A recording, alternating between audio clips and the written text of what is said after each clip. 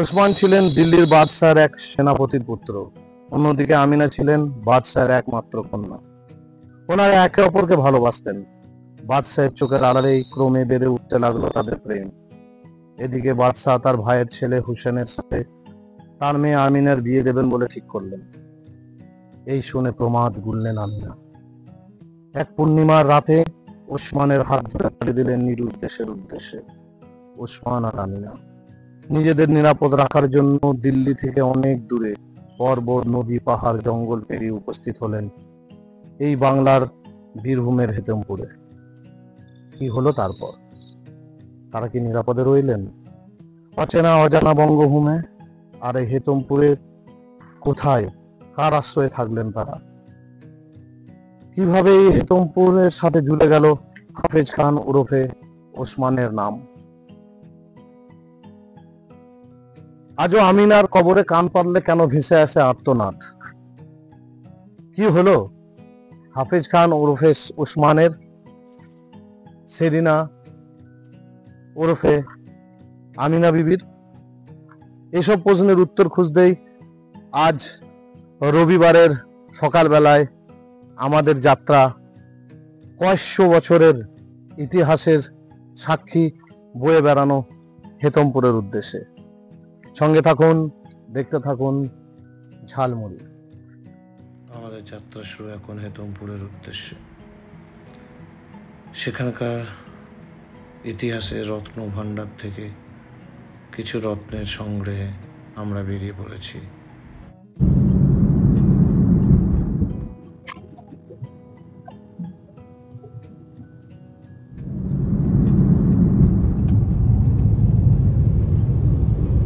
আচ্ছা দাদা বল, আমরা এখন দুর্গাপুর হয়ে জয়দেব হয়ে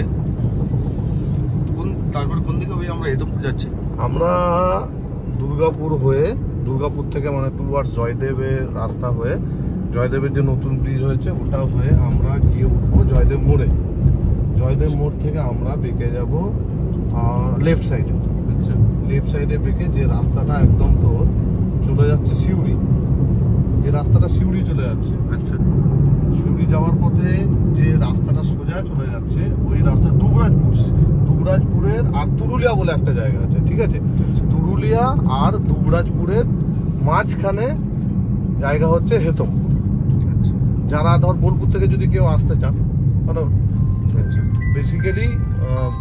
বেসিক্যালি কিন্তু তোকে আমি একটা কথা বলি, বেসিক্যালি কিন্তু দুর্গাপুর মানে যারা হেতমপুরে আসতে চান, হেতমপুরে কিন্তু বেসিক্যালি কোনো থাকার হোটেল বা ভালো খাওয়ার হোটেল এই ধরনের নেই, ঠিক আছে? আচ্ছা, তাদেরকে বোলপুরে যদি যারা আসেন ঘুরতে, তাহলে বোলপুর হয়েই আসতে হবে। বোলপুর হয়ে ইলেম বাজার হয়ে এলে জয়দেব হয়ে সোজা চলে যাবেন ওরা, তুরুলিয়া পেরিয়েই হচ্ছে হেতমপুর।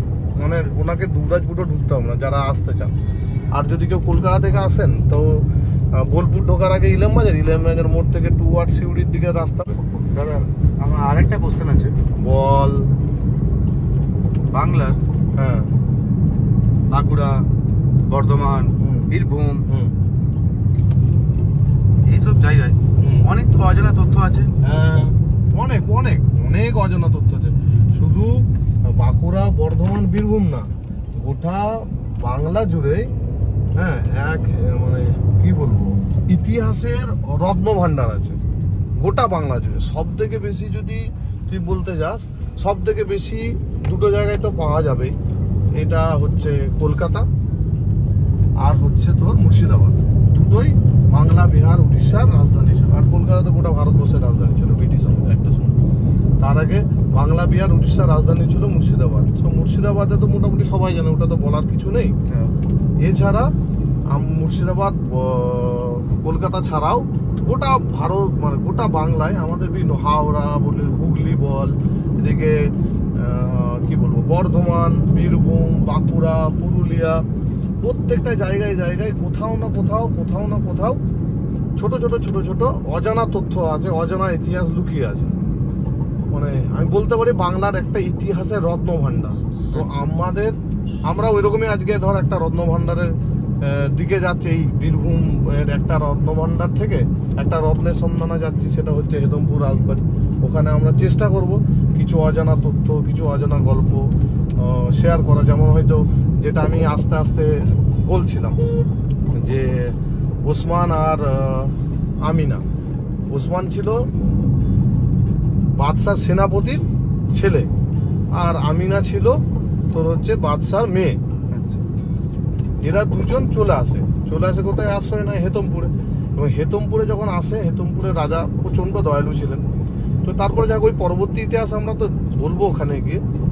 আমি যেটুকু পড়াশোনা করেছি, আমি তো পড়াশোনা করেছি, আমিও গুগল তথ্য ঘেটে চারিদিকে অনেক ঐতিহাসিকদের ছোট ছোট মানে কিছু শোনা কথা, আমার বাবার কাছে অনেক কিছু শুনেছি বীরভূমের বিভিন্ন। এরপরে ধর অনেক কিছু আছে, রাজনগর বলে একটা জায়গা আছে বীরভূমের, যেখানে জমিদার ছিলেন, যেটাতে বীরভূম রাজ বলা হতো রাজনগরকে। ওই রাজনগর থেকে একটা টাইম গোটা বীরভূম শাসন হতো। তো রাজনগরের একটা নিজস্ব ইতিহাস আছে, সেরকমই হেতমপুরেরও একটা নিজস্ব ইতিহাস আছে। একটা সময় এই হাফেজ আর আমিনার এই চলে আসার পরে অনেক কিছু হয়েছে ঘটনাবলী।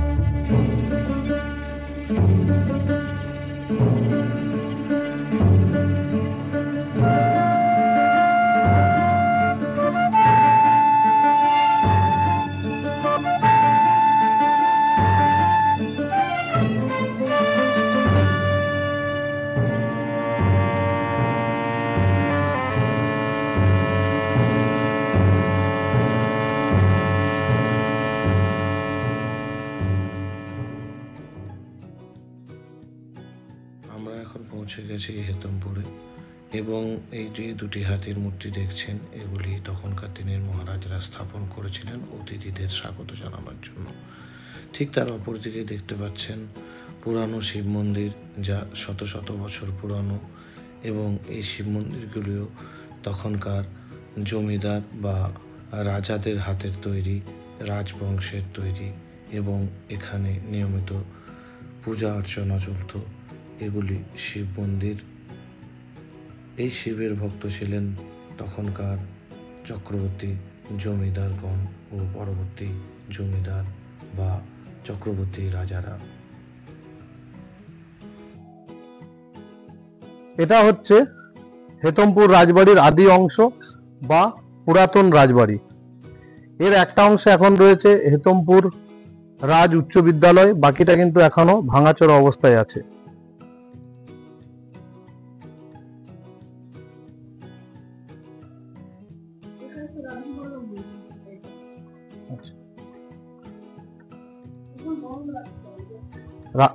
রাজবাড়ির যে অংশে আমরা দাঁড়িয়ে আছি, এটাতে অনেকগুলি আর্চ আছে, 1 2 3, কিন্তু সংস্কার না হওয়ার জন্য আজ ভগ্নপ্রায় অবস্থা। এত বড় জায়গা সরকারি উদ্যোগ ছাড়া মেনটেন্স করাও সম্ভব নয়। খুবই বিপজ্জনক অবস্থায় দাঁড়িয়ে আছে কয়েকশো বছরের ইতিহাসের সাক্ষী।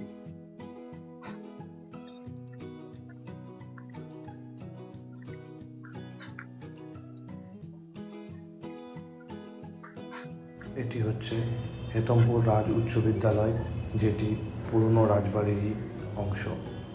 পুরনো রাজবাড়ির একটি অংশে হেতমপুর উচ্চ বিদ্যালয় প্রতিষ্ঠিত করা হয় এবং অপর অংশে আছে কলেজ।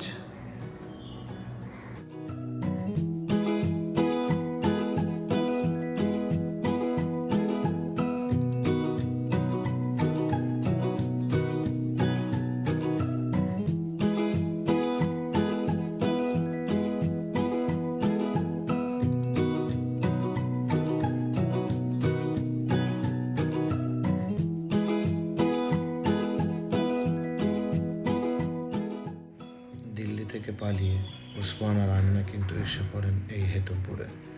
হেতমপুরের শাসক তখন দিলদরিয়া প্রজাপ্রিয় হাতেম খান। সব শুনে হাতেম খান কাছে টেনে নিলেন ওসমান ও আমিনাকে এবং এখানে তাদের নতুন নাম দেওয়া হলো হাফেজ খান ও সেরিনা বিবি।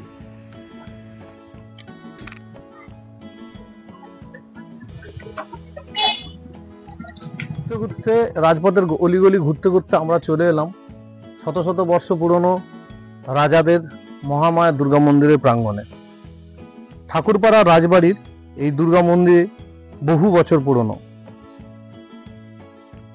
কারো প্রতি ঈর্ষা করো না, প্রতিযোগিতা করা ভালো, ফল পাবে। এটা আমার কথা নয়, এটা লেখা আছে দুর্গা মন্দিরের গায়ে। প্রতিটি আগামী কাল হোক আপনার সুন্দরতর। এটা দুর্গা মন্দিরের প্রত্যেকটি দেওয়ালে এইভাবে লেখা আছে।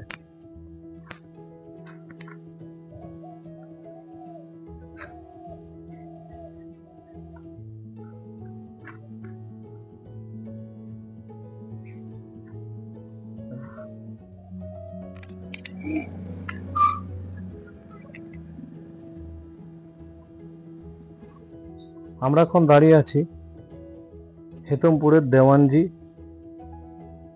মন্দিরের সামনে। রাজপথের অলিগলি দিয়ে হাঁটতে হাঁটতে চোখে পড়ল অসাধারণ শিল্পকলার কারুকার্য সম্পন্ন দেওয়ানজি মন্দির।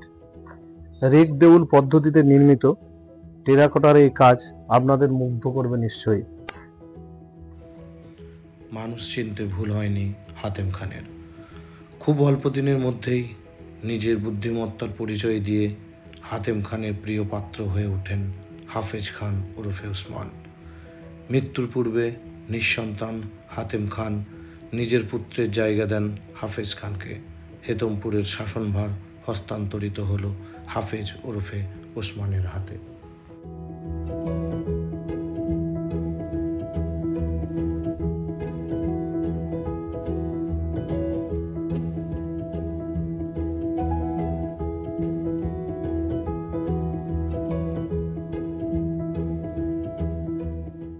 হাতেম খানের মৃত্যুর পর বেশ দিন কাটছিল ওসমান আর আমিনার। প্রজাদের নিয়ে বেশ সুখে শান্তিতে ছিলেন তারা। কিন্তু ওই একটা প্রবাদ আছে না, যে চিরদিন কারো ভালো যায় না। দিল্লিতে ওসমান আর আমিনা পালিয়ে আসার পর কয়েক বছর তাদের খোঁজ খবর ছিল না। তারপর গুপ্তচর মারফত খবর চলে গেল দিল্লির বাদশার কাছে। আর দুজনকে খুঁজতে খুঁজতে ছদ্মবেশে হাজির হলেন বাংলার লাল মাটির দেশ বীরভূমের হেতমপুরে হোসেন শাহ। যেন দুর্যোগের মেঘ দেখা দিল হেতমপুরের আকাশে বাতাসে। আমরা ঘুরতে ঘুরতে চলে এলাম চন্দ্রনাথ শিব মন্দিরের কাছে। বীরভূমের ঐতিহ্যশালী শিব মন্দিরের এটি অন্যতম। 1847 খ্রিস্টাব্দে রাজা কৃষ্ণচন্দ্র এই ঐতিহাসিক চন্দ্রনাথ মন্দিরের স্থাপনা করেন। এই চন্দ্রনাথ মন্দিরের কিন্তু একটি বৈশিষ্ট্য আছে। সারা ভারতবর্ষে এই ধরনের দ্বিতীয় কোনো মন্দির আছে কিনা আমার জানা নেই। সারা বাংলা জুড়ে ছড়িয়ে ছিটিয়ে থাকা অনেক টেরাকোটার মন্দির আপনারা দেখতে পাবেন, কিন্তু এই মন্দিরের একটি বিশেষত্ব আছে। দেখুন এই মন্দিরের গায়ে বিভিন্ন দেবদেবীর ছোট ছোট মূর্তি।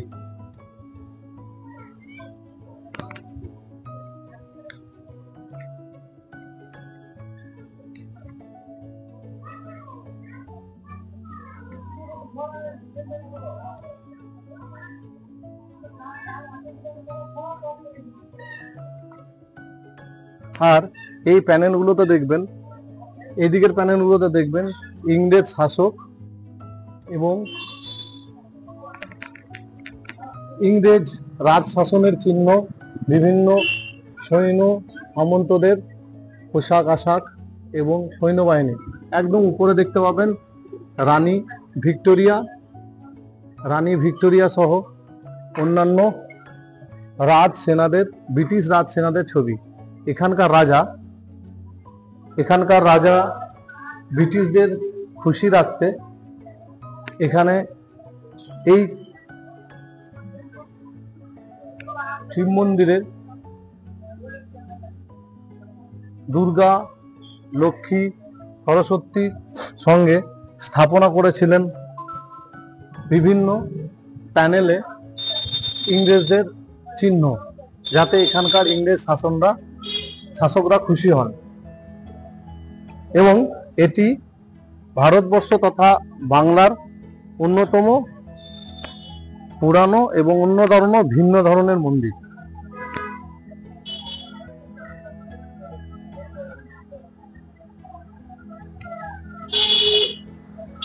হেতমপুরের শাসক ছিলেন পরম দয়ালু প্রজাপ্রাণ হেতেম খান। তিনি ছিলেন একজন নিঃসন্তান এবং প্রজাপ্রাণ শাসক। পরবর্তী ক্ষেত্রে এই হেতেম খানের নাম অনুসারেই হেতমপুরের নামকরণ করা হয় হেতমপুর। ধীরে ধীরে কিভাবে একজন মুসলিম শাসকের হাত থেকে চক্রবর্তী রাজাদের হাতে এই রাজত্ব হস্তান্তর হলো, সেই ইতিহাসই হলো হেতমপুরের ইতিহাস। এবং চক্রবর্তী রাজারা কিভাবে তাদের রাজ্য ধীরে ধীরে বিস্তার করলো এবং এখানে রাজত্ব কায়েম করলো, আমরা এবার সেই দিকেই চোখ রাখবো। পুরাতন রাজবাড়ি ঘুরতে ঘুরতে এখন আমরা এসে পড়েছি নতুন রাজবাড়ির প্রাঙ্গণে। এই বিল্ডিংটি এখন হেতমপুর বিএড কলেজ, আর ওদিকের অংশটা ডিএভি স্কুল। সালটা তখন 1747। বাংলার নবাব তখন আলীবর্দী খাঁ। বর্গী আক্রমণের হাত থেকে তিনি বাংলাকে রক্ষা করার জন্য রঘুজির অন্যতম সেনানায়ক ভাস্কর পণ্ডিতকে পরাজিত করে লোকসমক্ষে মৃত্যুদণ্ড দেন। ভাস্কর পণ্ডিতের হত্যার কথা মহারাষ্ট্রে আগুনের লেলিহান শিখার মতো ছড়িয়ে পড়ে, যা রঘুজির কানে গিয়েও পৌঁছায়। যা শুনে রঘুজি তার সবথেকে বিশ্বস্ত সেনানায়কের মৃত্যুর প্রতিশোধ নেওয়ার জন্য স্বয়ং তার বিপুল বর্গী সেনা নিয়ে বাংলায় প্রবেশ করেন। বর্গী সর্দার রঘুজির হাত থেকে রক্ষা পেল না আমাদের বীরভূমের এই হেতমপুর। আর সুযোগ বুঝে দিল্লির বাদশার ভাইপো হুসেনজি মিশে গেলেন রঘুজির সাথে, আক্রমণ করলেন হেতমপুর। হোসেনের লক্ষ্য ছিল আমিনাকে পাওয়া। এই অতর্কিত আক্রমণে এক অসম যুদ্ধে পরাজিত হলেন ও মৃত্যুবরণ করলেন হাফেজ খান ওরফে ওসমান। এখন না আছে সেই রাজা, না আছে রাজার রাজত্ব, শুধু চারিদিকে ছড়িয়ে ছিটিয়ে আছে তার নিদর্শন। এখন আমরা দাঁড়িয়ে আছি দুবরাজপুর নতুন রাজবাড়ির সামনে। এতক্ষণ আপনাদের দেখাচ্ছিলাম হেতমপুর পুরনো রাজবাড়ির বিভিন্ন ইতিহাস বহন করা নিদর্শন। এখন এসে গেছি ওখান থেকে একটু দূরের নতুন রাজবাড়ির সামনে। রাজা রামরঞ্জন চক্রবর্তী এই রাজবাড়ি নির্মাণ করেন, যা রঞ্জন প্যালেস নামেই পরিচিত। এখানে 999টি দরজা বিশিষ্ট এই প্যালেস। কথিত আছে মুর্শিদাবাদের হাজারদুয়ারিকে সম্মান জানাতে একটি দরজা এখানে কম রাখা হয়। স্বাধীনতা আন্দোলনের এই রাজবাড়ির গুরুত্ব ছিল অপরিসীম। কাজী নজরুল ইসলাম, চারণ কবি মুকুন্দ দাস সহ বিভিন্ন বিপ্লবী এই বাড়িতে এসে আশ্রয় নিতেন। এই বিল্ডিং এর এক পাশে আছে ডিএভি স্কুল, অপর প্রান্তে আছে বিএড স্কুল বা বিএড কলেজ। আর সামনের অংশটি দেখতেই পাচ্ছেন এখন ডিএভি স্কুল।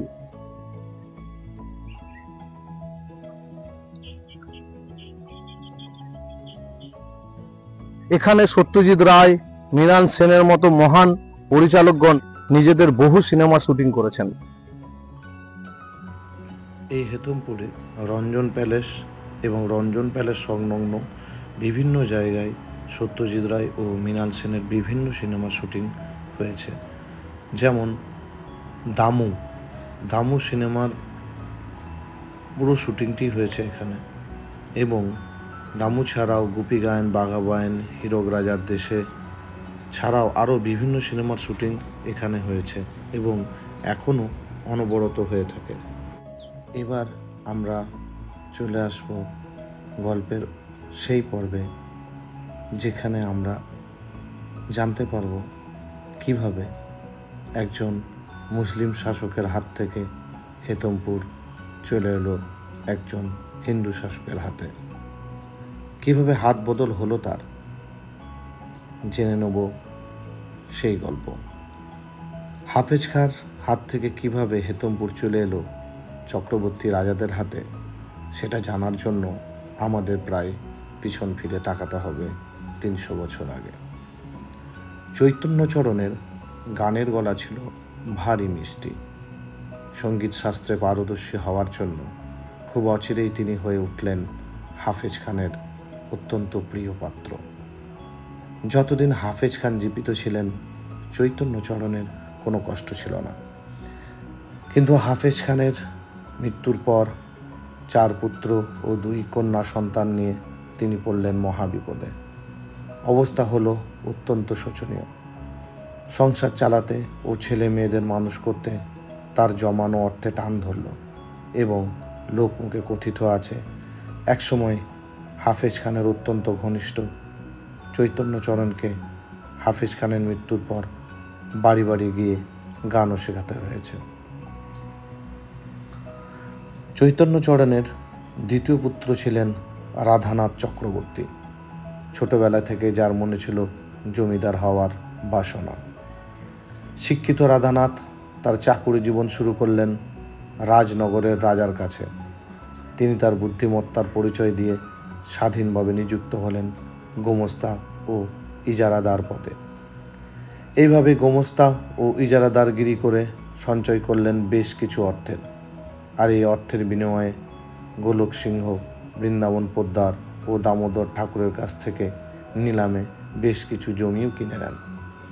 শোনা যায় রাধানাথের পুত্র দিব্যচরণের জন্মাবার পর থেকেই তার আর্থিক অবস্থা ও প্রতিপত্তি বৃদ্ধি পায়। ক্রমেই হেতমপুরে জমিদার হিসেবে আত্মপ্রকাশ ঘটে চক্রবর্তীদের। 1875 সালে গভর্নর জেনারেল ও viceroy Thomas George Baring Northbrook Dibyacharan চক্রবর্তীর নাতি রামরঞ্জন চক্রবর্তীকে রাজা উপাধি দেন। ঠিক এর 2 বছর পরে লর্ড লিটন তাকে রাজা বাহাদুর উপাধিতে ভূষিত করেন। 1912 সালে তিনি মহারাজা উপাধি পান, যদিও এই রাজবাড়ি আজ তার সেই পুরনো জৌলুস ধরে রাখতে পারেনি, না পেরেছে তার পুরনো গৌরবগাথা ধরে রাখতে। আমরা এখন দাঁড়িয়ে নতুন রাজবাড়ির আরেকটি প্রাঙ্গণে, যেটা আপনাদেরকে দেখাচ্ছিলাম একটু আগেই, বলছিলাম যে অপর প্রান্তে বিএড কলেজ করা হয়েছে। তো আমরা এখন দাঁড়িয়ে আছি বিএড কলেজ প্রাঙ্গণের চত্বরে। এখানে এই যে বড় বড় পিলারগুলি আজও ইতিহাসের সাক্ষী রেখে নিজের জৌলুস বজায় রেখেছে। এই প্রাঙ্গণটায় মৃণাল সেন, সত্যজিৎ রায় ছাড়াও অনেক বাংলা সিনেমার শুটিং করে গেছেন এবং বর্তমানেও আসেন বিভিন্ন বাংলা সিনেমার শুটিং করতে। এই যে বড় বড় পিলারগুলো দেখছেন আজও ইতিহাসের সাক্ষী বহন করে চলেছে নিজের জৌলুসে। এর ভাস্কর্য, এর বারান্দা এবং একটা জিনিস লক্ষ্য করবেন, এই দরজাগুলি, যেটা বলছিলাম 999টা দরজা, দেখুন দরজাগুলি হাজারদুয়ারের মতোই অনুকরণ করেই তৈরি।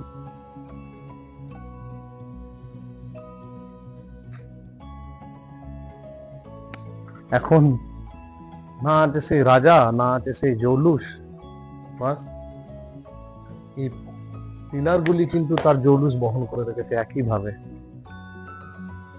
মেনটেন্যান্সের অভাবে এদিক ওদিকে গাছগাছরা গজিয়ে উঠেছে। এত বড় প্রপার্টি সাধারণের পক্ষে বা কলেজের পক্ষে মনে হয় না মেনটেন্যান্স করা সম্ভব হবে যদি সরকারি সাহায্য না পাওয়া যায়। যদি সরকারি সাহায্য পাওয়া যায়, এই ধরনের মনে হয় অনেক নিদর্শন আমাদের গ্রাম বাংলায় বা বীরভূম, বর্ধমান, বিভিন্ন গোটা বাংলায় বিভিন্ন জায়গায় ছড়িয়ে ছিটিয়ে থাকা এই ইতিহাসের রত্নভাণ্ডারগুলি নিজের জৌলুস ফিরে পেলেও পেতে পারে। এটি হচ্ছে হেতমপুরের রাজবাড়ির সেই ঐতিহ্যমণ্ডিত বাহক জগন্নাথের রথ, যেটি মানুষে টেনে নিয়ে যেত। সেই তখনকার দিনেরই ডান্ডা এখনো আছে এখানে লাগানো, দেখতে পাচ্ছেন এই পিতলের। এই রথের দিন জগন্নাথ, সুভদ্রা ও বলরামকে নিয়ে আজও প্রতি বছর মানুষ টানা এই রথের চাকা গড়ায় ইতিহাসকে কাঁধে বহন করে। ইংল্যান্ডের তৈরি পিতলের এই রথ দূর থেকে দেখে স্বর্ণ রথের মতো দেখায়। হেতমপুর রাজবাড়ির ইতিহাস অনুযায়ী বাংলার 1250 সালের কাছাকাছি হেতমপুরের রাজা রামরঞ্জন চক্রবর্তী স্টুয়ার্ট কোম্পানিকে দিয়ে এই রথটি বানিয়েছিলেন।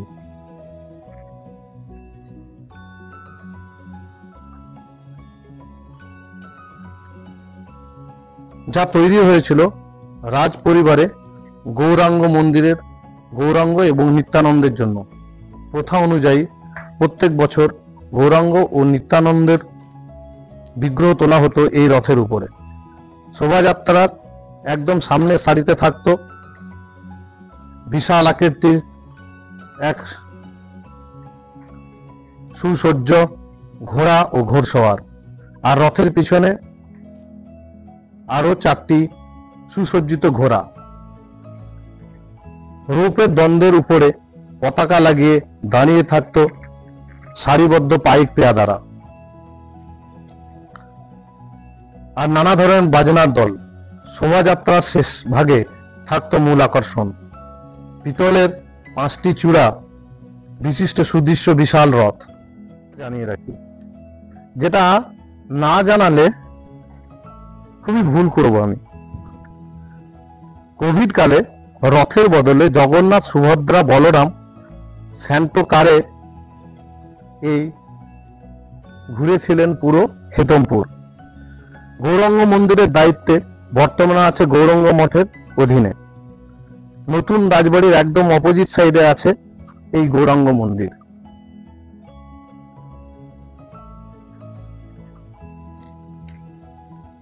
চলে এসছি নতুন রাজবাড়ির একদম পিছনের দিকে, যেখানে এক সুবিশাল বটবৃক্ষের নিচে বাঁধানো ঘাট আছে। এখানকার স্থানীয় মানুষজনের কথা অনুযায়ী এবং আমার সঙ্গে যিনি আছেন ইনি বলছিলেন আমাদেরকে যে এই রাজবাড়ির যারা পরিবারের লোকজন ছিলেন তারা এই রাজ ঘাটে স্নান করতেন, এবং একটা সুবিশাল দিঘি, এই সুবিশাল দিঘির এই রাজঘাটেই নাকি স্নান করতেন রাজার পরিবারের সকলে। তাও আমি একটু বিস্তারিত জেনে নেব আমাদের সঙ্গে যিনি আছেন ওনার কাছ থেকে। আমার সঙ্গে আছেন মোতাহার ভাই, যিনি আমাদের সফর সঙ্গী, মানে যাকে ছাড়া আমরা এগুলো জানতে পারতাম না সবকিছু। তো এই মোতাহার ভাই আমাদেরকে পুরো রাজবাড়ি ঘুরিয়ে দেখাচ্ছেন। তো আমি তো বললাম যে এই রাজঘাট বা পুকুরের বা দিঘির সম্বন্ধে, এখন আমরা বলবো মোতাহার ভাইকে এটা সম্বন্ধে আরো কিছু বলার জন্য। এটা হচ্ছে রাজাদের পুকুর। রাজারা এখানেই, মানে রাজাদের পুরো ফ্যামিলি সব এখানে স্নান করতেন, আর বাইরের কাউকে ঢুকতে দেওয়া হতো না, মানে এখানে অ্যালাউ করা হতো না। আচ্ছা, এখন এটা ব্যবহার হয় না? না, এটা এখন ব্যবহার হয় না, নষ্ট হয়ে যাচ্ছে। আচ্ছা,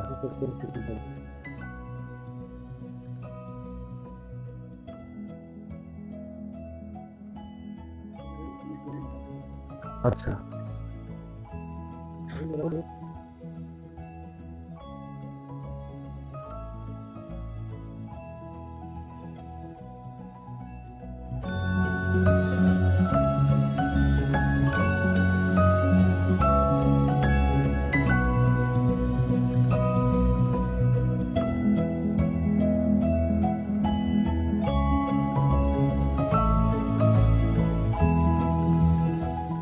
মোতাহার ভাই বললো যে এখানে একটি কুয়ো আছে। এই কুয়োটি হচ্ছে প্রায় 200 থেকে 300 বছর পুরানো, যেটা এখন ব্যবহারযোগ্য নয়। তো যে তুমি একটু ভিতরে গিয়ে একটু ওটা দেখে আসো, যেটা এটা স্বয়ং নাকি রানীমা ব্যবহার করতেন। মোতার ভাইয়ের কথা অনুযায়ী এটা রানীমা ব্যবহার করতেন। মোতার ভাই, তো এটা কি রানীমা ব্যবহার করতেন? আচ্ছা, এটা কত বছর, 200-300 বছর পুরনো? হ্যাঁ, প্রায় 200-200 উপরে হবে, 200-300 মধ্যে হবে। আচ্ছা,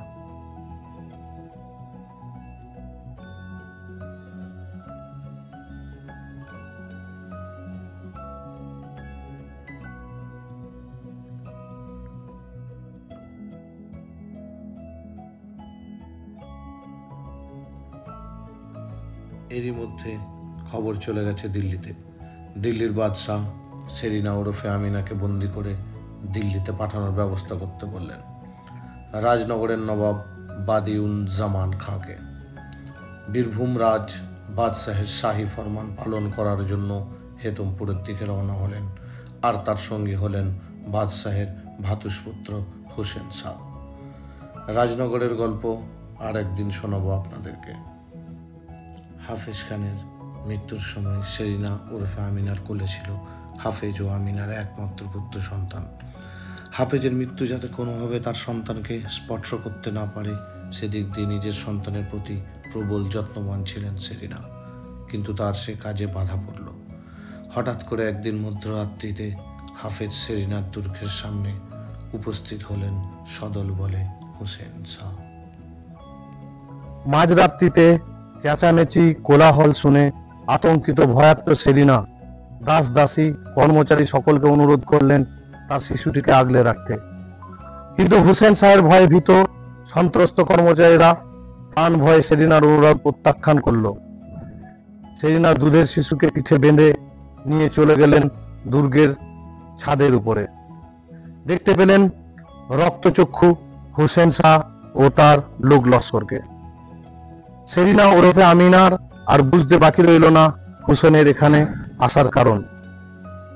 কিন্তু ওই সাহসী মহিষী নারী মৃত্যু ভয়কে উপেক্ষা করে নিজের ইজ্জত বাঁচাতে সিদ্ধান্ত নিলেন তিনি হুসেন শাহের হাতে ধরা দেবেন না। যেমন ভাবা তেমন কাজ। দুর্গের ছাদ থেকে শিশু সহ ঝাঁপ দিলেন পরীক্ষার জলে এবং সন্তান সহ মৃত্যুবরণ করলেন।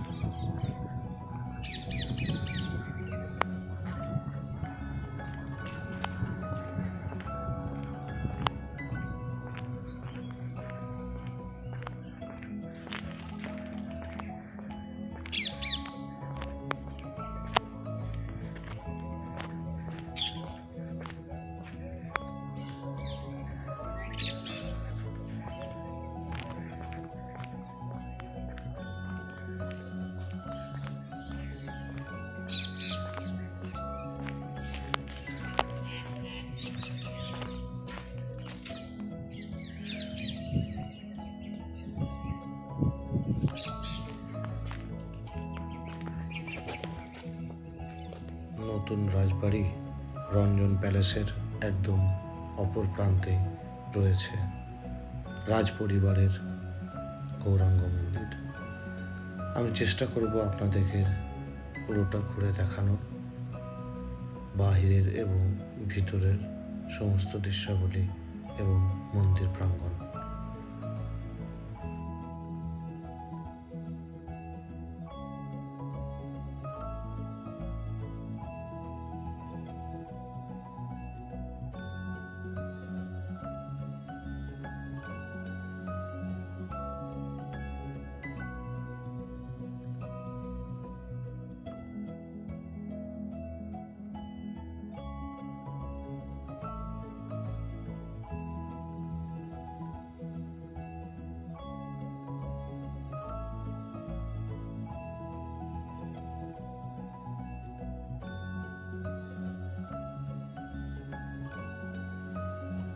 আমরা এসে উপস্থিত হয়েছি রাজ পরিবারের গৌরাঙ্গ মন্দিরের প্রাঙ্গণে। শান্ত স্নিগ্ধ পরিবেশে, যেখানে কোনো কোলাহল নেই, শুধুই বিরাজ করছে এক অসীম শান্তি।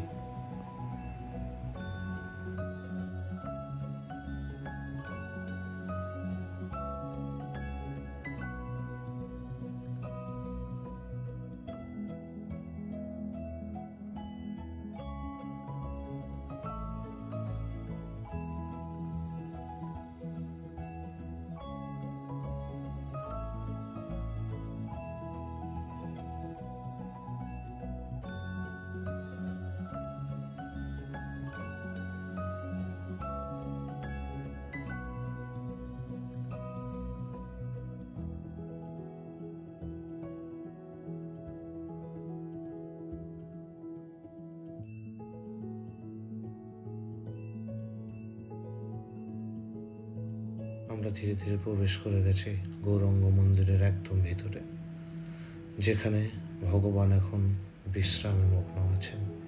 তাই আমরাও গুটি গুটি পায়ে মন্দির দর্শন করে ফিরে যাচ্ছি।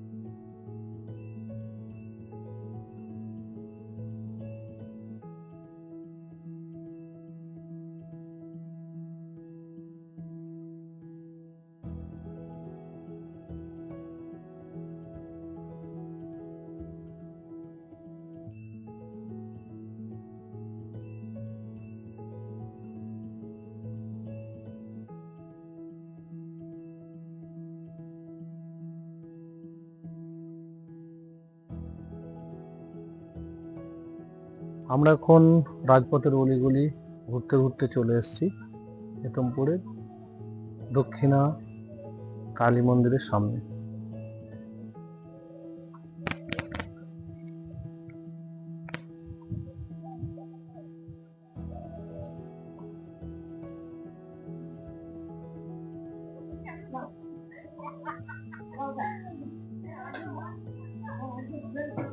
দক্ষিণায়ন কালী মন্দির, এখানে কিন্তু পুরোটাই ওপেন।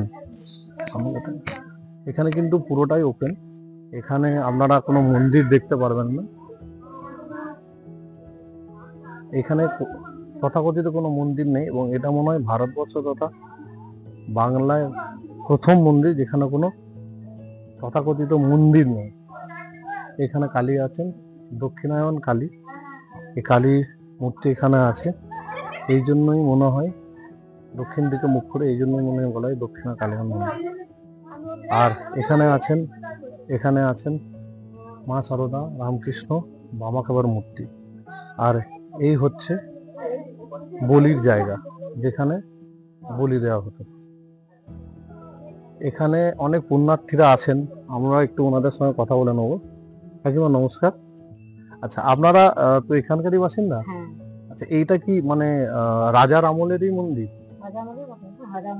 আচ্ছা, এখানে তো সেই তথাকথিত কিছু মন্দির বলে কিছু নেই।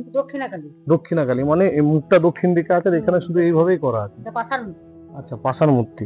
এইটা কি রাজ পরিবার কি পুজো এখানে কালী?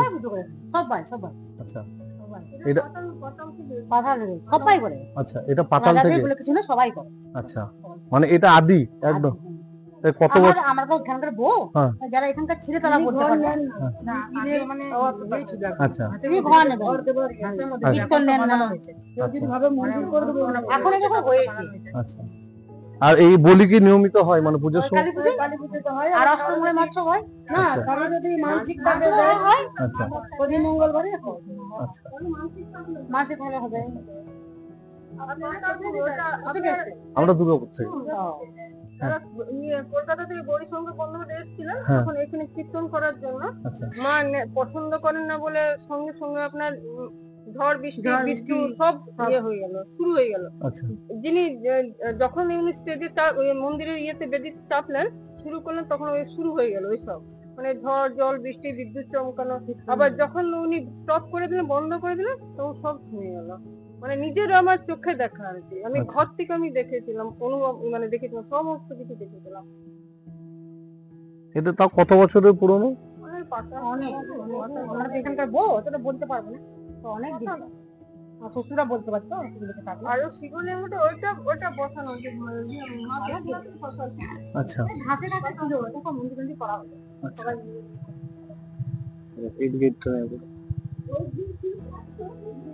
ঠিক আছে, ধন্যবাদ। আমরা ঘুরতে ঘুরতে এখন চলে এসেছি আমাদের গল্পের একদম শেষ লগ্নে। আমরা এগিয়ে যাচ্ছি আমিনা ওরফে সেরিনা বিবির কবরের দিকে।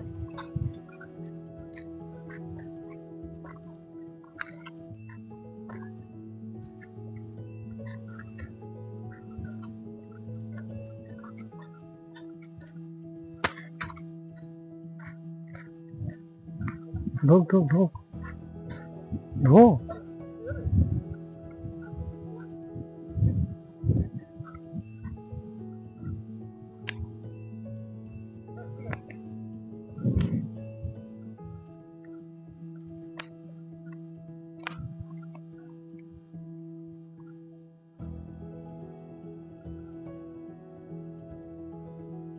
अस्सलाम वालेकुम या क़ब्लुल क़ब्र, अस्सलाम वालेकुम या अस्सलाम वालेकुम या क़ब्लुल क़ब्र, अस्सलाम वालेकुम।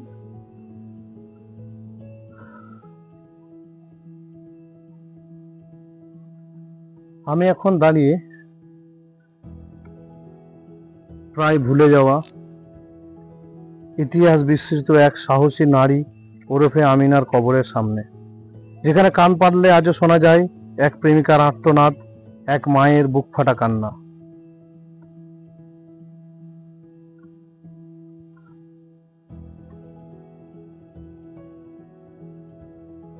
এই সেই আমিনা বিবির ওরফে সেরিনার কবর।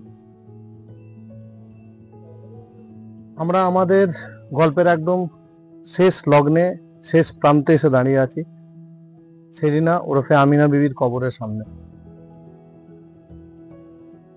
আমাদের গন্তব্য ছিল হেতমপুর এবং হেতমপুরের আনাচে কানাচে লুকিয়ে থাকা ইতিহাসের সাক্ষী বহন করা বিভিন্ন নিদর্শন। আপনাদেরকে যতটা সম্ভব আমরা ঘুরিয়ে দেখেছি, পরবর্তীকালে আরো ভালোভাবে চেষ্টা করব ঘুরিয়ে দেখার। আর নিশ্চয় আবার পরবর্তী এপিসোডে আবার কোনো একটা ঐতিহাসিক স্থল নিয়ে, ঐতিহাসিক ঘটনা নিয়ে, ঐতিহাসিক নিদর্শন নিয়ে আপনাদের সঙ্গে দেখা হবে। ততদিনের জন্য সকলকে ধন্যবাদ, শুভ সন্ধ্যা, ভালো থাকুন, দেখতে থাকুন ঝালমুড়ি।